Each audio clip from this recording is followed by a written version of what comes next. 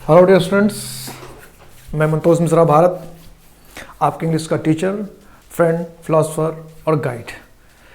मैं मुखर्जी दिल्ली से आपके लिए इंग्लिश के नाउन का प्रैक्टिस सेट लेकर आया हूँ।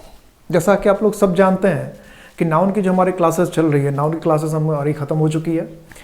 अब जब नाउन हमने पूरा पढ़ लिया है तो हम नाउन के जो प्रीवियस ईयर के क्वेश्चंस आए हों, प्योरली जो सिर्फ नाउन के हैं, चाहे वो एनडीए में आए हो, सीडीएस में आए हो, सीजीएल में आए हो, सीपीओ में आए हो, एक्सवाई ग्रुप में आए हो या असिस्टेंट कमांडेंट के एग्जाम में आओ, तो सारे एग्जाम के प्रीवियस ईयर के क्वेश्चंस को मैंने स्टडी किया और उसमें जो प्योरली नाउन के क्वेश्चन थे उसे मैंने सेलेक्ट किया है ताकि आप ये देखें कि नाउन के क्वेश्चंस आपसे बन पा रहे हैं कि नहीं। एक बात मैंने पिछली क्लास में भी क्लियर की, अभी भी क्लियर कर रहा हूं कि बहुत सारे ऐसे बुक मार्केट में अवेलेबल हैं जिसमें नाउन के नाम पर नंबर के क्वेश्चन दिए हुए हैं। ये भी बात आपको क्लियर हो जाएगी क्योंकि नाउन चैप्टर खत्म होने के बाद, इसके क्वेश्चन के प्रैक्टिस होने के बाद मैं नंबर चैप्टर कराऊंगा और उसमें जो क्वेश्चन मैं कराऊंगा आप देखेंगे वो सारे क्वेश्चन कुछ बुक ने केस में रखा है, नाउन का नाम लिखकर वो सारे क्वेश्चन डाल दिए हैं।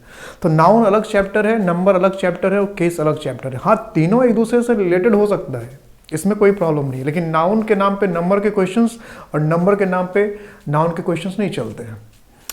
खैर, तो हम ये सारे क्वेश्चंस आप देखिए और अगर आप इसको खुद से बनाना चाहते हैं तो एक बार इसका स्क्रीनशॉट ले लीजिए सारे क्वेश्चंस का और एक बार खुद से बना लीजिएगा।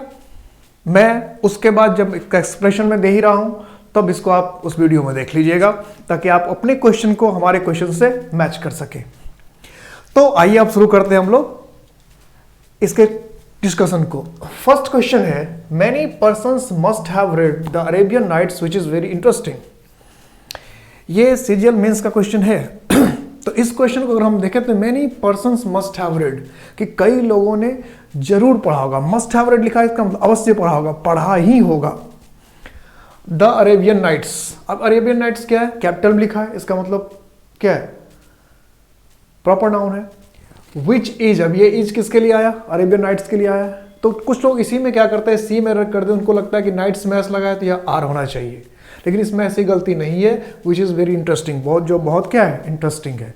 मतलब इस सेंटेंस में अगर हम और चीज देखें तो मैनी मोर देन वन को शो करता है, मोर देन वन को शो करता है। इसके बाद क्या है, नाउन प्लूरल होना चाहिए, तो पर्सन को पर्सन्स लिखा हुआ है, इसका मतलब इसमें भी गलत नहीं है। तो इसमें अगर देखा जाए तो कहीं कोई गलती नहीं है, इसलिए इसमें हमें क्या करके आना चाहिए, इसका ऑप्शन क्या होगा, नो एरर। मतलब कुछ लोग क्या कहते हैं कि नहीं 5 क्वेश्चन तो कोई ना कोई पार्ट में तो एरर होगा ही। तो ये जरूरी नहीं है कि अगर आपके पास ऑप्शंस दे रखे हैं 5 क्वेश्चंस या 3 क्वेश्चंस पूछे गए तो हर एक क्वेश्चन में एरर होगा ही, ये जरूरी नहीं है। कुछ क्वेश्चंस ऐसे भी होते हैं इसमें कोई एरर नहीं होता है। सेकंड क्वेश्चन देखते हैं, Surdas is called Milton of India. आपको पता है कि सूरदास अंधे थे, मिल्टन भी अंधे थे और दोनों बहुत अच्छे पोएट थे और दोनों भक्ति यानी भगवान के लिए लिखा करते थे। ऐसा क्वेश्चन पिछले सेट में भी था, अलग अलग क्वेश्चन। ये एमपीएसआई का क्वेश्चन है। जो लोग एमपी से हैं वो प्रीवियस ईयर का क्वेश्चन देखेंगे कि एमपीएसआई में सब इंस्पेक्टर का जो एग्जाम होता है उसमें ये क्वेश्चन आया हुआ है कि Surdas is called Milton of India. अब इसमें क्या गलती हुई, आपको क्या पढ़ाया था मैंने प्रॉपर नाउन में कि किसी का कंपैरिजन जब हम किसी से करते हैं, किसी पर्सन को किसी दूसरे पर्सन से अगर हम कंपेयर करते हैं और उसके जैसा ढेर सारा आदमी नहीं है दुनिया में, वो इकलौता ही है वैसा, तो फिर ऐसे कंपैरिजन के लिए दा लगाते हैं। और उसके जैसा अगर ढेर सारा इंसान होगा दुनिया में तो फिर उसके पहले ए लगाते हैं। तो सपोज कीजिए कि हमने मिल्टन में इसमें ना तो ए लगाया है ना दा लगाया है। अगर ए लगा देते तो इसका मतलब ये होता कि सूरदास जैसे कई लोग हैं इंडिया में जिनको हम मिल्टन से कंपेयर कर सकते हैं, ऐसा तो है नहीं। तो मिल्टन से कंपेयर करने के लिए हमारे पास सूरदास जैसे कई लोग नहीं हैं। तो जब किसी से किसी को कंपेयर करने के लिए हमारे पास बहुत सारे लोग नहीं होते, हमारे पास बहुत सारे ऑप्शन नहीं होते, तो एक ही ऑप्शन होता है। तो ऐसे कंडीशन में जिस व्यक्ति से हम कंपेयर कर रहे हैं उसके पहले क्या लगाते हैं, द। तो मिल्टन के पहले क्या लगना चाहिए था, द। मतलब गलती किस पार्ट में है, बी पार्ट में है। किस पार्ट में एरर करके आना चाहिए, बी पार्ट में एरर करना चाहिए। थर्ड क्वेश्चन क्या है, see expressed one of the secret. ये तो मैंने आपको पिछले भी कहा था कि जहां वन ऑफ आप देखिए जिन्होंने इस क्वेश्चन को, पिछले क्वेश्चन को नहीं देखा है, डिस्कस नहीं किया है, क्योंकि मैंने यह क्वेश्चन किससे शुरू किया है, 18 से शुरू किया है। इसका मतलब प्रैक्टिस सेट क्या लिखा है, 2, इसका मतलब 1 प्रैक्टिस सेट इससे पहले हो चुका है, तो 17 क्वेश्चन मैं ऑलरेडी डिस्कस कर चुका हूँ, तो इसलिए मैंने 18 से डिस्कस किया ताकि नंबर ऑफ क्वेश्चन सबको क्लियर हो। और जिन लोगों ने नाउन का क्लास नहीं किया, तो नाउन के 18 क्लास मैंने करवा रखे, अलग अलग नाउन के, proper noun, common noun, collective noun, material noun, एकदम डिटेल में, वहाँ भी मैंने कुछ क्वेश्चन सॉल्व करवाए थे थ्योरी के साथ। तो उस जगह मेरा पूरा फोकस था थ्योरी पर, प्रॉपर नाउन, कॉमन नाउन को समझने पे, और अब जो है उसके क्वेश्चन को सॉल्व करने पर है। तो आप ईमानदारी से देखिए, अच्छे से देखिए, मजे से देखिए, आपको बहुत अच्छा लगेगा, आपका कंसेप्ट बहुत क्लियर हो जाएगा और आप नाउन के किसी भी क्वेश्चन को बना देंगे। लेकिन कंडीशन यही है कि आप मजे लेने के लिए क्लास ना करें, आप इन्फॉर्मेशन और पढ़ाई के लिए क्लास करेंगे तो ये क्लास बहुत अच्छी लगेगी। और आप पूरे क्लास को अगर आप देखेंगे तो कई चीज़ें बिल्कुल खुलकर एकदम डिटेल में बताई गई है। नाउन के विषय में मैंने जितना पढ़ा रखा है वो आपको किसी एक बुक में मिलेगा भी नहीं, और उसके बाद सारे क्वेश्चंस आपको बिल्कुल आसान लगेगा। तो जैसे मैंने कहा था कि वन ऑफ जैसे हमने लिखा, तो जो भी चीज वन ऑफ हम कह रहे, तो कई चीजों में से वन ऑफ कह सकते हैं। तो सीक्रेट का मतलब क्या हो, राज, तो वन ऑफ, सीक्रेट ऑफ, आगे तो पढ़ने की जरूरत ही नहीं है। मैंने पिछली क्लास में बताया था, कॉमन नाउन क्लास में बताया था कि वन ऑफ हुआ तो इसका मतलब एक से अधिक है, तो एक से अधिक है, उसी में से एक होगा। तो वन ऑफ जैसे लिखा, जिसका मतलब सीक्रेट क्या होना चाहिए था, एक से अधिक, और सीक्रेट जैसे एक से अधिक होगा, जो नाउन एक से अधिक होता है और काउंटेबल होता है उसको प्लूरल होना चाहिए। तो सीक्रेट काउंटेबल, राज को हम गिन सकते हैं, तो सीक्रेट काउंटेबल नाउन है और एक से अधिक है, तो इसलिए इसमें क्या होना चाहिए था, सीक्रेट्स, यानी गलती किसमें है, ए पार्ट में। वन ऑफ द सीक्रेट्स मतलब सफलता के एक ही राज नहीं है, कई राज हैं, उसमें से एक क्या है, to keep up trying and not give up, कि आप ट्राई करते रहें और कभी हार ना माने। गिव अप का मतलब क्या था, फ्रेजल वर्ब है। गिव अप का मतलब हार मानना, छोड़ देना, त्याग देना। तो कह रहा है सफलता के कई राज हैं, कई राज, उसमें से एक, इसलिए क्या, वन ऑफ द सीक्रेट्स का मतलब कई राज में से एक क्या है कि आप हमेशा ट्राई करते रहे और कभी हार ना माने। ठीक है, तो जिन्होंने नहीं देखा है क्लासेस का, थ्योरी का क्लास, वो जाए प्लेलिस्ट में जाके, और सारे क्लास अरेंज किया हुआ है, बेसिक ग्रामर पर सारे क्लास अरेंज किया हुआ है, आप प्लेलिस्ट में जाके सारे क्लास को देख सकते हैं, प्रॉपर नाउन वगैरह के। नेक्स्ट क्वेश्चन क्या है, सी एक्सप्रेस्ड। एक्सप्रेस का मतलब क्या था, जताना, व्यक्त करना, तो उसने जताया, व्यक्त किया। हर ग्रेटिट्यूड्स, ग्रेटिट्यूड का मतलब क्या होता है, आभार। ग्रेटिट्यूड का मतलब क्या है, आभार, या आप किसी के प्रति अगर आभारी है, एहसानमंद है, तो उसको कहते हैं ग्रेटिट्यूड। अब आभार या एहसान क्या है, भाव है, हमारे दिल के अंदर की फीलिंग है। तो जो हमारा भाव है वो एब्स्ट्रैक्ट नाउन हुआ, जिसको हम एहसास करते हैं वो हमारा एब्स्ट्रैक्ट नाउन है। तो ग्रेटिट्यूड, जो आभार हम किसी के प्रति प्रेम, नफरत, घृणा, सहानुभूति, ये सब जो महसूस करते हैं वो तो एब्स्ट्रैक्ट नाउन हुआ ना, बता रखा था एब्स्ट्रैक्ट नाउन में। अब एब्स्ट्रैक्ट नाउन क्लास में जाके देखिए कि ये सब एहसास है, जिसको हम महसूस करते हैं। तो ग्रेटिट्यूड, अगर किसी ने हमारे लिए कुछ किया तो हमारे दिल में उसके प्रति जो फीलिंग होती है, जो एहसास होता है, उसी को हम लोग क्या कहते हैं, ग्रेटिट्यूड कहते हैं। तो ग्रेटिट्यूड तो एब्स्ट्रैक्ट नाउन हुआ ना, एहसास करने की चीज हुई। और एब्स्ट्रैक्ट नाउन की डिटेल में मैंने क्या बताया था कि एब्स्ट्रैक्ट नाउन को कभी प्लूरल नहीं करते नॉर्मली, अगर भाव के लिए आया तो नॉर्मली, जनरली एब्स्ट्रैक्ट नाउन को हम प्लूरल नहीं करते हैं। तो ग्रेटिट्यूड को इसने क्या कर दिया, ग्रेटिट्यूड्स प्लूरल कर दिया, तो गलती यही हो गई, आगे कुछ करने की जरूरत नहीं। तो ग्रेटिट्यूड्स क्या होना चाहिए था, एस हटना चाहिए था। तो to all those who had supported her, कि जिस किसी ने भी उसकी मदद की थी, तो सबके लिए उसने क्या किया, अपना ग्रेटिट्यूड, आभार जताया। तो ग्रेटिट्यूड को क्या होना चाहिए था, सिंगुलर होना चाहिए था, क्योंकि एब्स्ट्रैक्ट नाउन जो होता है वो भाव होता है, और जो भाव होता है उसको हम देख नहीं सकते, उसको एहसास करते हैं। तो उसके प्लूरल होने का सवाल नहीं उठता। और प्लूरल कौन होता है, जिसको हम देख सकते हैं, इसको हम गिन सकते हैं, दिखना भी चाहिए और साथ साथ गिनना भी चाहिए। तो जिसको हम गिन सकते हैं सिर्फ वही क्या हो सकता है, काउंटेबल हो सकता है और प्लूरल हो सकता है। नेक्स्ट क्वेश्चन, अब ये क्वेश्चन देखिए कितना लंबा है। ऐसे ही क्वेश्चन पूछकर क्या होता है, परेशान कर देता है लोग। अब इतने बड़े क्वेश्चन में लोग आसान एकदम दिल पर हाथ रखकर बैठ जाते हैं, कितना लंबा क्वेश्चन, पता नहीं किस चैप्टर का होगा, कितना डिफिकल्ट क्वेश्चन होगा, जबकि क्वेश्चन इसमें एकदम छोटा सा है। ऐसे क्वेश्चन आपने कई बार बनाए, और मजे की बात यह है कि ऐसे क्वेश्चंस अभी जो हमने 20 क्वेश्चंस लगभग बनाए, उसमें 2-4 बार हमने बना लिया है। फिर भी हो सकता है इस क्वेश्चन की लंबाई चौड़ाई देखकर हम डर गए हो। तो लंबाई चौड़ाई से कभी डरने की जरूरत नहीं है।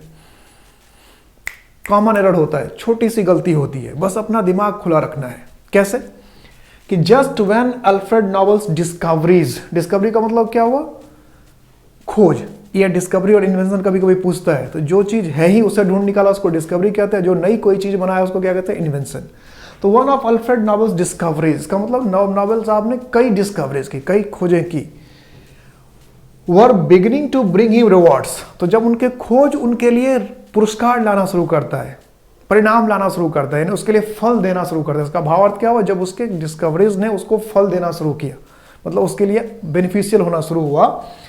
विच were to make him one of the richest, जो उसको क्या बनाने वाले थे, वो जो फल जो मिल रहे थे उस फल से क्या होने वाला था, वो रिवार्ड जो मिल रहा था उससे क्या होने वाला था, कि वो उसको बनाने वाला था one of the richest man. अब देखिए सीधी गलती, जो गलती यह है, अब ये आसान लग रही है और ये गलती आपको चूंकि सेंटेंस के बीच में दे दिया तो आपको डिफिकल्ट लगेगा कि बहुत लंबा सेंटेंस। जैसे हमने लिखा वन ऑफ, तो कई अमीर लोग होंगे ना, तो ढेर सारे अगर अमीर लोग होंगे उसमें से एक होने, ऐसा तो नहीं था कि अल्फ्रेड नोबल अकेले जो है अमीर आदमी हो जाते, इंडिया में कई अमीर आदमी, तो उसमें से एक, तो जितने अमीर आदमी थे उसमें से एक होने की बात कर रहा है, जितने अमीर आदमी थे उसमें से एक होने की बात कर रहा है।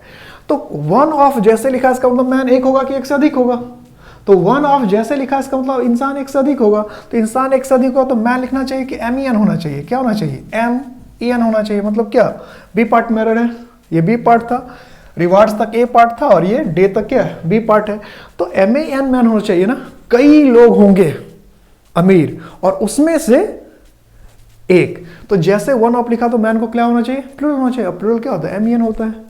अब सिंगुलर से प्लूरल बनाना मैं अगले चैप्टर में सिखाऊंगा, नंबर में यही चीज सीखते हैं कि किसी भी सिंगुलर नाउन को हम प्लूरल कैसे बनाते हैं, ये चीज हम कहाँ सीखते हैं, नंबर चैप्टर में सीखेंगे, जो अगला चैप्टर होगा। नेक्स्ट क्वेश्चन क्या है, अब इसमें एक वर्ड और है, anti noble campaign. Campaign word जो है स्पेलिंग करेक्शन में पूछता है और ऐसे भी आता है एंटोनिम्स और निम्स। तो कैंपेन का मतलब हो गया अभियान, स्पेलिंग करेक्शन में भी पूछ लेता है। तो कैंपेन का मतलब क्या हो गया, अभियान।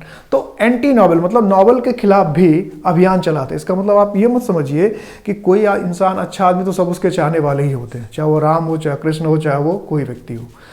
हर इंसान बुरा आदमी है तो उसके भी कई चाहने वाले हो सकते हैं, अच्छा आदमी है उसके भी चाहने वाले हो सकते हैं, उसके भी खिलाफ हो सकता है। इसलिए अपने मन से, खुद की बुद्धि से सोच समझकर किसी के विषय में फैसला लेना चाहिए, किसी दूसरे के मुंह से सुनकर नहीं। तो अब नोबल के खिलाफ भी लोग थे, तो आप समझ लीजिए अल्फ्रेड नोबल, जिसके हिसाब से आज हम क्या कहते हैं, नोबल के नाम से इतने बड़े प्राइज चल रहा है, नोबल प्राइज, नोबल किसको मिला, हम लोग याद करके आते हैं एग्जाम में कि इसको नोबल प्राइज मिला। उनके खिलाफ भी लोग अभियान चला रहे थे फ्रांस में। The problem of soil erosion, ये जो वर्ड है इरोजन, ये वर्ड आपको पूछा हुआ है, वन वर्ड सब्शन में भी पूछा हुआ है और ऐसे भी आता है एंटोनिम्स में। ये वर्ड जो इरोजन है ये बना इरोड से, किससे बना, erode, E R O D, erode. Erode का मतलब होता है क्षय होना, अवर्धन होना, मिट्टी का कटना। तो उसी इरोड वर्ब है और इरोजन क्या हो गया, नाउन हो गया। जैसे मैंने एब्स्ट्रैक्ट नाउन में बताया था आपको, वर्ब से नाउन बनाना, तो इरोड वर्ब हो गया, इरोजन उसी का क्या हो गया, नाउन हो गया। तो the problem of soil erosion मतलब कि मिट्टी के अपर्दन का, कटने का जो प्रॉब्लम है, इज वन ऑफ द, फिर क्या है, वन ऑफ लिखा, तो जैसे वन ऑफ लिखा तो मैटर एक होगा कि एक से अधिक होगा, एक से अधिक होगा, तो मैटर क्या होना चाहिए, मैटर्स। तो पिछले क्लास में जब मैं क्वेश्चन डिस्कस कर रहा था तो मैंने कहा था आपको, यही बात मैंने आपको बताई थी, अगर आप ध्यान देंगे तो मैंने आपको कहा था कि ये जो वन ऑफ वाला मैटर है ये एग्जाम में कई बार आ चुका है, मोर देन 25 या 30 टाइम्स मैंने रिपीट किया था, अगर आपको ध्यान हो तो ये क्वेश्चन 25 या 30 टाइम्स आ चुका है। तो आपको कम से कम 4 और 5 तो अभी तक मैंने खुद डिस्कस कर दिया। और मैंने आपको ये कहा था कि वन ऑफ को देखते ही आपको क्या लगे, याद आ जाएगा, अरे इन को तो नाउन प्लूरल होना चाहिए, इतनी बार आ चुका है। और कहीं आपके एग्जाम में फिर से आ गया तो आप देखते हैं 1 सेकंड में बना दोगे। तो जितने भी क्वेश्चंस हम लोग डिस्कस कर रहे हैं, तो इसको और अच्छे से समझने के लिए जिन लोगों ने क्लासेस नहीं देखा है तो प्लेलिस्ट में जाकर पहले सारा क्लास देख लें, सारे क्लास को देखकर समझ लें और फिर क्वेश्चंस को देखेंगे, बनाएंगे तो बहुत अच्छा लगेगा, फिर आसानी से क्वेश्चन समझ में आएगी।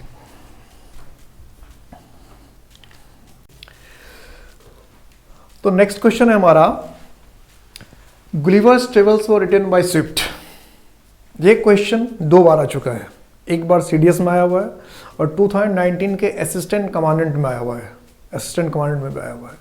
तो असिस्टेंट कमांडेंट में क्या था, बस अंडरलाइन नहीं किया हुआ था, सेम यही क्वेश्चन था और इससे पहले सीडीएस में आ चुका है ये। तो सीडीएस में तो अंडरलाइन किया होता, इसलिए मैंने सीडीएस के हिसाब से लिया था। असिस्टेंट कमांडेंट में जो एग्जाम आता है उसमें अंडरलाइन नहीं कर रहा था, उसमें करेक्ट एंड राइट रहता है, आपको जो गलती मिलती है उसको सही करके लिख दे रहा है। तो अब इसमें देखना क्या है कि गुलिवर्स ट्रेवल्स कैपिटल में लिखा है, कैपिटल में लिखा है, इसका तो प्रॉपर नाउन है। प्रॉपर नाउन, इसको प्रॉपर नाउन को कैसा वर्ब चाहिए, प्रॉपर नाउन के साइलेंट फीचर में हमने क्या पढ़ा था, प्रॉपर नाउन को सिंगुलर वर्ब चाहिए। अब ये वर्ब क्या है, वर्ब प्लूरल वर्ब है, लेकिन ग्लोबल स्टेबल तो प्रॉपर नाउन है, प्रॉपर नाउन को क्या चाहिए, सिंगुलर वर्ब चाहिए, इसलिए वर्ब की जगह पे या क्या होगा, वॉज, बी पार्ट में एरर हो गया। अब ये कलेक्टिव नाउन का, कलेक्टिव नाउन के एक्सेप्शनल केस में मैंने एक चीज पढ़ाई थी, उसको जरा ध्यान दिएगा, उसकी जरूरत है यहाँ पर। The team was now in the field and about to take their place. अब तो क्या टीम है यहाँ पर सब्जेक्ट, कलेक्टिव नाउन है, कलेक्टिव नाउन सिंगुलर होता है, ठीक है यहाँ तक तो। फिर ये जो फील्ड में था, फील्ड के अंदर था, and about to take their, इस देयर का इस्तेमाल किसके लिए किया गया, तो जाहिर सी बात है देयर का इस्तेमाल किसके लिए किया गया, टीम के लिए किया गया। अब दो बातें हो सकती है, या तो टीम कलेक्टिव नाउन है तो टीम को देखते हुए देयर को क्या करें, इट्स करें। लेकिन एक बहुत इंपॉर्टेंट चीज मैंने कलेक्टिव नाउन में आपको पढ़ाया था एक्सेप्शनल केस में, जिन्होंने वीडियो नहीं देखा वो जाके एक्सेप्शनल केस का वीडियो देखेंगे या अभी समझने की कोशिश करेंगे। टीम का मतलब अगर सभी लोग हैं, पूरी टीम है, तो ऐसे कंडीशन में टीम सिंगुलर होता है। लेकिन टीम का मतलब अगर इंडिविजुअल मेंबर्स है तो टीम प्लूरल माना जाता है। तो आपको यह देखना पड़ेगा कि टीम कब कलेक्टिव शो कर रहा है और कब इंडिविजुअल मेंबर्स को शो कर रहा है। तो जब जैसे इसको एग्जांपल समझिए, जैसे कोई टीम बैटिंग करने गई, तो कोई टीम बैटिंग करने नहीं जाती, उसके सिर्फ 2 प्लेयर्स जाते हैं बैटिंग करने के लिए। तो हम तो कहते हैं ऑस्ट्रेलिया बैटिंग कर रहा है, लेकिन ऑस्ट्रेलिया की पूरी टीम तो बैटिंग नहीं कर रही, उसके 2 इंडिविजुअल्स बैटिंग कर रहे हैं।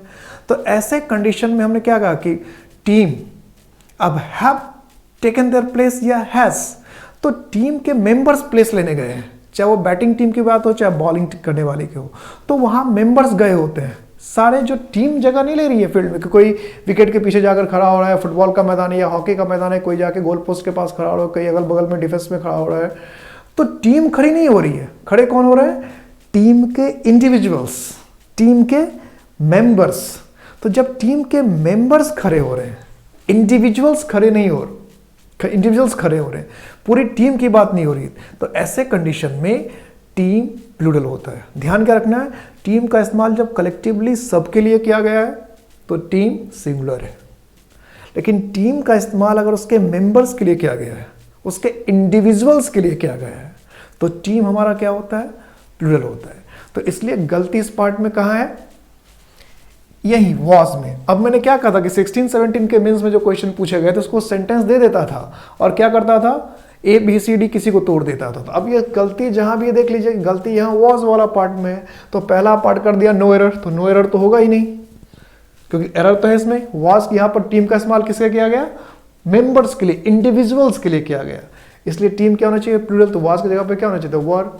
नाउ इन द फील्ड, इसमें कोई गलती नहीं है। About to take their place, इसमें कोई गलती नहीं है। तो गलती किस पार्ट में है, डी पार्ट में। डी पार्ट में क्या होना चाहिए था, टीम वर। क्या किया था उसने कि सेंटेंस को 4 पार्ट में डिवाइड करके कहीं भी उसको इधर उधर कर दिया था, जिस पार्ट में गलती थी वो आपको देखना था। तो गलती तो थी इसी में टीम वर्क को, लेकिन इसको पहले क्या करता था एग्जाम में, शुरू वाले पार्ट को एक कर देता, उसके बाद वाले को बी सी, ऐसा नहीं करता है। इस बार क्या किया कि सबको अलग अलग टीम, एक सेंटेंस को ब्रेक करके उसके पार्ट्स को कहीं आगे पीछे रख दिया ताकि स्टूडेंट थोड़ी देर के लिए कंफ्यूज हो।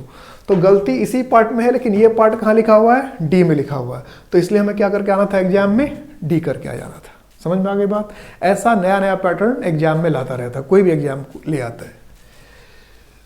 थिंग्स इन नेचर, नेचर का मतलब क्या है, प्रकृति। Die or temporary deaths. अब देखिए ए लिखा है, तो ए के विषय में हम क्या जानते हैं कि ए के बाद कोई ना कोई सिंगुलर नाउन होना चाहिए। टेम्पररी का मतलब क्या हुआ, क्षणिक, जो परमानेंट ना हो, और अस्थाई। डेथ्स, तो जो ए लिख दिया तो फिर हम डेथ्स नहीं लिख सकते हैं, तो और मौत तो मौत होती है। तो यहां पर अगर हमने ए लिख लिया है तो डेथ में एस लगाने की कोई जरूरत नहीं है। इसका मतलब यहां गलती है और डेथ में एस नहीं लगेगा। Only to appear again. हम लोग क्या कहते हैं, हम लोग का धर्म तो यही कहता है कि हर चीज मरती है और फिर पुनः जन्म लेती है। तो क्या कहते हैं इसको, हम लोग शरीर के विषय में भी यही कहते हैं कि हम लोग मरेंगे और फिर हमारा क्या होगा, पुनर्जन्म होगा, यही कहते हैं ना। तो हर चीज जो मरती है वो फिर क्या है, दोबारा आ जाती है। यही कहना चाह रहा कि नेचर में हर चीज जो मरती है वो फिर से अपीयर होने के लिए, फिर से हमारे सामने उपस्थित होने के लिए मरती है। तो आ लिख दिया तो डेथ में एस नहीं होना चाहिए, मतलब ये पार्ट गलत है। टेम्पोररी डेथ, अब ये टेम्पोररी डेथ जिसमें भी है वही पार्ट गलत होगा। ओनली टॉप ईयर में कोई गलती है नहीं, ये पार्ट नहीं हुआ, नो एरर तो है ही नहीं क्योंकि यहाँ पे एस लगा दी है तो पढ़ थिंग्स इन नेचर, इसमें भी कोई गलती नहीं है। फिर क्या डाई और टेम्पर, इस पार्ट में गलती है कि ए के साथ क्या है दैट्स है, तो हमारा एरर क्या था, हमारा टिक क्या करके आना चाहिए, हमको क्या क्लिक करके आना चाहिए, डी। नेक्स्ट क्या है कि ज्वेलरी रिटेलर्स, ज्वेलरी को लेकर बहुत स्टूडेंट को कंफ्यूजन होता है। ज्वेलरी को आप समझ लीजिए कि ज्वेलरी कलेक्टिव नाउन है, कई लोगों को ज्वेलरी का नाउन पता नहीं रहता, तो ज्वेलरी कलेक्टिव नाउन है क्योंकि ज्वेलरी जितने भी आभूषण हम पहनते हैं उसका कलेक्टिव नाम, सामूहिक रूप से नाम क्या है, आभूषण। जैसे नाक में है तो भी कहते हैं ज्वेलरी, कान में है तो भी ज्वेलरी है, हाथ में तो भी ज्वेलरी, गले में तो भी ज्वेलरी है। अब सपोज कि कल को एग्जाम देने आप जाएंगे और नाक में कुछ आप पहन के जाएंगे और एग्जाम वाला कह दे कि भाई आपको ज्वेलरी अलाउड नहीं था, आप नाक में क्यों पहन कर आ गए, तो आप ये नहीं कहेंगे आपने तो कहा था ज्वेलरी नहीं पहन कर, ये ज्वेलरी थोड़ी तो सिर्फ रिंग है, हम इसको नहीं उतारेंगे, तो होगा क्या, इंस्ट्रक्शन में लिखा रहता नो ज्वेलरी, तो आप कहने लगे हम ज्वेलरी थोड़ी पहन के आए, हम तो सिर्फ नाक में पहन के आए, या कोई सिर्फ कान में पहन के जाएगा, हम तो सिर्फ कान में पहन के आ गए, तो ये कौन सा ज्वेलरी हुआ। तो ज्वेलरी जितने भी ऑर्नामेंट्स हैं उसका कलेक्टिव नाउन है, और जो नाक कान में अलग अलग पहनते हैं उसके अलग अलग नाम है, ईयर रिंग है, नोज पिन है या ब्रेसलेट है, इस तरह के वर्ड। तो ज्वेलरी वर्ड जो है वो कलेक्टिव नाउन है। तो ज्वेलरी रिटेलर्स मतलब ज्वेलरी के जो खुदरा बेचने वाले हैं, रिटेलर्स बेचने वाले हैं अक्रॉस इंडिया। अक्रॉस का मतलब क्या, समूचे, अक्रॉस का मतलब समूचे, पूरे भारत भर में, अक्रॉस इंडिया लिख दिया तो भारत के चप्पे चप्पे में, भारत के कोने कोने में। डिसाइडेड टू सस्पेंड, क्या निर्णय किया कि सस्पेंड कर दिया, टाल दिया जाए, रोक दिया जाए। सस्पेंड का मतलब क्या हुआ, टाल देना। सोल्ड ऑफ गोल्ड, सोल्ड का मतलब क्या होता है, बिक्री, सोल्ड मतलब बेच दिया, ये तो वर्ब है।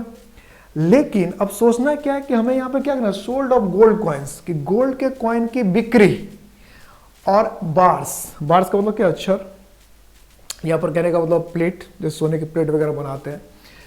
तो फॉर 6 मंथ्स, टुकड़ा कहने का सेंस है, बार्स कहने का मतलब, तो फॉर 6 मंथ्स की 6 महीने तक भारत के व्यापारियों ने यह सोचा कि सोने के जो बार्स हैं उसको, सोने के जो कॉइन्स उसको बंद कर दिया, इसकी बिक्री बंद कर। अब सोल्ड मतलब तो बेचा होता है, तो बेचा बंद किया जाए, गोल्ड कॉइन्स का बेचा बंद किया जाए कि बिक्री बंद किया। सेल मतलब आपने सुना है ना, सेल मतलब होता है बेचना, तो सोल्ड का मतलब बेचा, तो सोल्ड मतलब तो बेचा ही हुआ ना, तो बेचा बंद किया जाए, ये क्या सेंस निकला, कोई सेंस निकला क्या कि गोल्ड कॉइन्स का बेचा बंद किया, ऐसा तो होगा नहीं।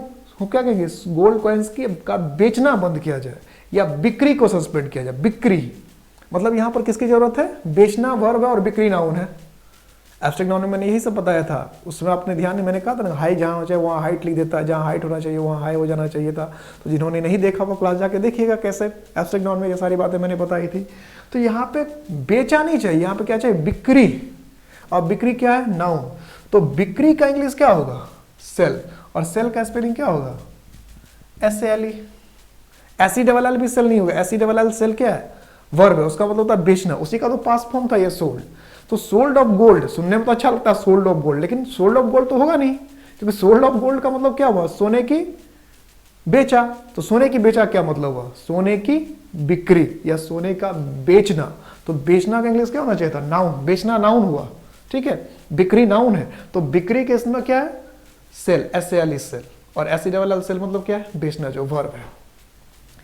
अब तो इसमें गलती किस पार्ट में होगी, सेल होना चाहिए। अब देखिए सेल वाला पार्ट किस पार्ट में है, तो to suspend sold, A part में ही है, टू सस्पेंड सोल्ड, यहाँ सोल्ड की जगह तो सेल होना चाहिए था, तो इसका मतलब इसमें क्या करके आ जाते, ये पार्ट में करके आ जाते। तो कैसे घुमा रहा है कि सेंटेंस में शुरू कहीं से कर रहा है और ABCD कहीं से कुछ भी लिख दे रहा है। तो ये जानबूझकर ऐसा किया जाता है कि जिस इंसान को रॉ में जाना है, CBI में जाना है, इनकम टैक्स में जाना है, थोड़ा सा उसका दिमाग तो ज़्यादा चलना ही चाहिए ना, एग्जामिनर बनना है। तो अगर आप ऑफिसर बनना चाहते हैं, आप किसी भी देश में जाकर भारत के लिए काम करना चाहते हैं, तो कितना दिमाग चाहिए, तो एरर बनाने में सारा दिमाग लगा लेता है, चेक कर लेता है। तो अगर आप ऑफिसर बनना चाहते हैं तो आपका लेवल तो आपको बढ़ाना ही पड़ेगा, आपको क्वेश्चंस को ठीक से समझना ही पड़ेगा, मेहनत तो थोड़ी करनी ही पड़ेगी। और मेहनत जम के कर लिया, अच्छे से कर लिया, तो क्वेश्चन तो चुटकियों में बनेंगे, मुश्किल तो कुछ है ही नहीं। अगर आपने ठान लिया है, अगर आपने सोच लिया है कि करना है, तो मुश्किल कुछ नहीं होता, बस मेहनत चाहिए और एक सही डायरेक्शन चाहिए। तो मेहनत आप कर ही लेंगे, डायरेक्शन में बता ही रहा हूं। अब नेक्स्ट क्वेश्चन देखते हैं कि इट हैज बीन सेड, कि ऐसा कहा गया है, that history is the, history का मतलब क्या, इतिहास, इज द एसेंस। ये वर्ड जो है सिनोनिम्स में भी पूछा हुआ है और एंटोनिम सिनोनिम्स में पूछा, वन वर्ड सब्स्टिट्यूशन मतलब में भी पूछा है। इसेंस का मतलब था सार तत्व, किसी चीज का मूलभूत part, gist of anything, most important part of anything. तो इसेंस भाव।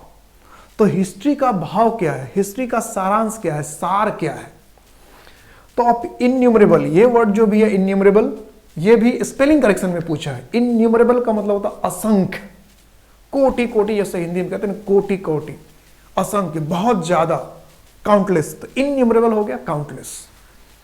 बायोग्राफी, ये वर्ड भी वन वर्ड सब्स्टिट्यूशन में पूछा हुआ है। तो ये सारे इसके तो कई वर्ड पूछे, बायोग्राफी भी वन वर्ड सब्स्टिट्यूशन में पूछा हुआ है। बायोग्राफी का मतलब क्या होता है, जीवनी, कि किसी भी व्यक्ति का अगर आप जीवनी लिखते हैं, को कहाँ पैदा हुआ, कैसे पैदा हुआ, क्या पढ़ाई लिखाई किया, इस तरह की जो उसके विषय में डिटेल्स लिखते हैं, उसको हम क्या कहते हैं, बायोग्राफी। तो बायोग्राफी का मतलब है जीवनी। तो इनन्यूमरेबल, अब बायोग्राफी तो अलग अलग लोगों की होती ही है, तो बायोग्राफी को गिन सकते हैं। तो जैसे हमने लिखा इनन्यूमरेबल, तो मतलब असंख्य, असंख्य का मतलब एक से अधिक। तो जब एक से अधिक होगा तो बायोग्राफी कैसे होगा, बायोग्राफी तो सिंगुलर हो गया ना। तो अभी कॉमन नाउन में क्या बताया था, कि कॉमन नाउन में मैंने क्या बताया कि कोई भी नाउन जो कॉमन नाउन है और जो काउंटेबल है, वो एक होगा तो ए लगाना ही पड़ेगा, और एक से अधिक होगा उससे प्लूरल बनाना ही पड़ेगा। तो इनन्यूमरेबल क्या शो कर रहा है, एक से अधिक, इसलिए बायोग्राफी को क्या लिखना पड़ेगा, बायोग्राफीज। इनन्यूमरेबल क्या शो कर रहा है, एक से अधिक, और बायोग्राफी क्या शो कर रहा है, सिंगुलर। तो बायोग्राफी को क्या होना चाहिए, प्लूरल। तो बायोग्राफी का प्लूरल क्या होगा, बायोग्राफीज। क्या होना चाहिए, बायोग्राफीज। और क्यों होना चाहिए बायोग्राफीज, क्योंकि इनन्यूमरेबल शो कर रहा है मोर द वन, और बायोग्राफी शो कर रहा है वन। तो ये एडजेक्टिव और नाउन में क्या हो गया, डिफरेंस हो गया। जबकि अगर एडजेक्टिव प्लूरल शो कर रहा है और काउंटेबल शो कर रहा है, तो नाउन को भी प्लूरल होना चाहिए। तो innumerable more than one show कर रहा है और बायोग्राफी सिंगुलर था, इसलिए गलत हो गया। क्योंकि अगर एडजेक्टिव प्लूरल शो कर रहा है, प्लूरल नाउन की डिमांड कर रहा है, तो नाउन को भी क्या होना चाहिए, प्लूरल। यानी जैसा नाउन एडजेक्टिव वैसा ही नाउन। ये ध्यान रखना पड़ेगा, किसका, एग्रीमेंट का, कि अगर नाउन, अगर एडजेक्टिव प्लूरल और काउंटेबल डिमांड कर रहा, तो नाउन को भी प्लूरल होना चाहिए, तो फिर प्लूरल होने का कोई मतलब ही नहीं बनेगा। तो बायोग्राफी के बदले बायोग्राफीज होना चाहिए, कि इनन्यूमरेबल क्या शो करता है, मोर देन वन। तो ये पार्ट किसमें गलती हो गई, सी पार्ट में, कि of innumerable biography. A part में क्या लिख रहा है, that history is the essence. B में लिख रहा है नो एरर, और सी में देख रहा है इनन्यूमरेबल बायोग्राफी। तो बायोग्राफी वाला पार्ट किसमें है, सी में। इसलिए हम एग्जाम में क्या करके आते, सी पार्ट में टिक करके आते। समझ में आ रही बात। तो मुश्किल तो कुछ है ही नहीं, अगर आप ठीक से पढ़ें और ठीक से समझें तो सारी चीजें क्या है, आसान है। तो अगर आपको ये क्लास समझ में आ रही है, क्वेश्चंस बन रहे हैं और आपको सब कुछ अच्छा लग रहा है, क्लास में मजा आ रहा है, तो आप इस क्लास के वीडियो को लाइक करें, शेयर करें और हमारे चैनल को सब्सक्राइब करें, और अधिक से अधिक बच्चों तक ये चैप्टर, ये पढ़ाई पहुंचने दें। और नेक्स्ट क्लास में मैं और क्वेश्चंस लेके आ रहा हूं नाउन के ही। Till then